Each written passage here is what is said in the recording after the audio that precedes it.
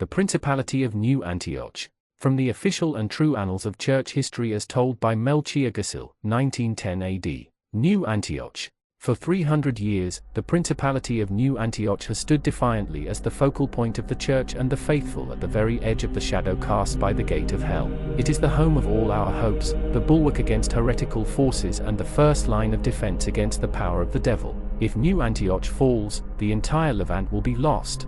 War has never left this corner of the world. The ancient city of Antioch was destroyed by a mysterious demonic weapon in the year 1545, but the faithful never abandoned their positions in the ruins. Despite the deadly demonic essence emanating from the crater left behind, the garrison held out, even as mighty Constantinople fell to the legions of Chimres, Marquis of Hell.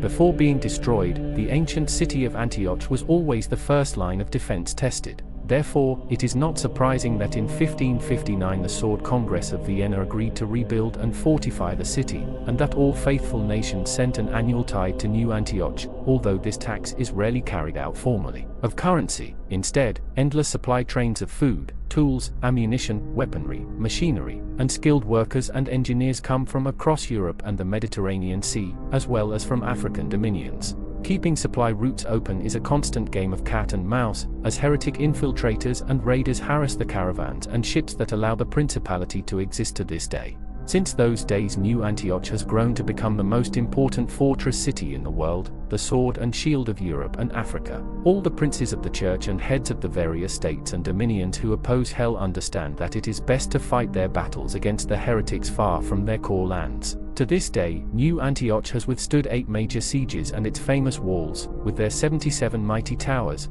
have never been breached. This is due in part to the hundreds of anchorites, metal battle shrines with devotees entombed within, that are embedded in the walls, keeping a watchful eye day and night.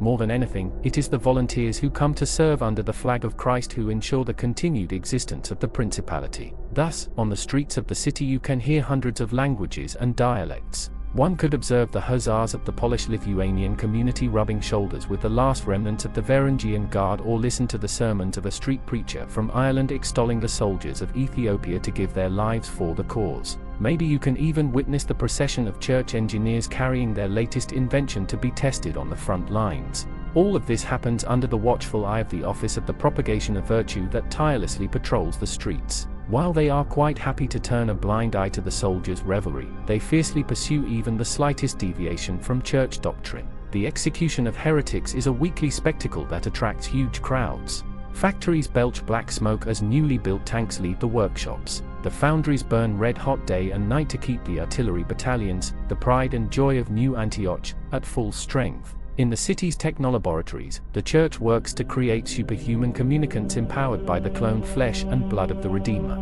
Thousands of workers give their lives in terrible accidents and overwork every year, and large statues celebrating their sacrifices stand around the city. Despite all these preparations, it is a sad reality that New Antioch could never withstand the full attack of the combined heretical forces. Only thanks to the fierce and bloody internal conflict between the demons has allowed the principality to survive to this day. The archdevils and the princes of hell argue and conspire with each other, and only rarely does one of them gain supremacy long enough to mount a full-scale invasion. Although the war has raged 4 centuries with decades of nervous pause between great battles, the rulers of hell are immortal, and for them the war has only just begun. They are beings that have existed before time existed and wish to taste the agony of mortals who die by the millions. And so the Great War continues, sometimes with long years of silence followed by sudden and ferocious attacks. As the nominal supreme commander of all faithful armed forces, the Duke of New Antioch is a title of unrivaled prestige and honor. But, despite having sworn loyalty to the Duke, in reality the troops who come to fight against hell, coming from all over Christendom, operate in their own units and receive orders from their own leaders.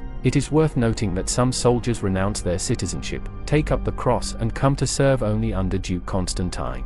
Therefore, the standing army of the principality is the greatest fighting force the faithful can muster, and those who serve within the walls of the Home of Hopes are rightfully proud of their leader.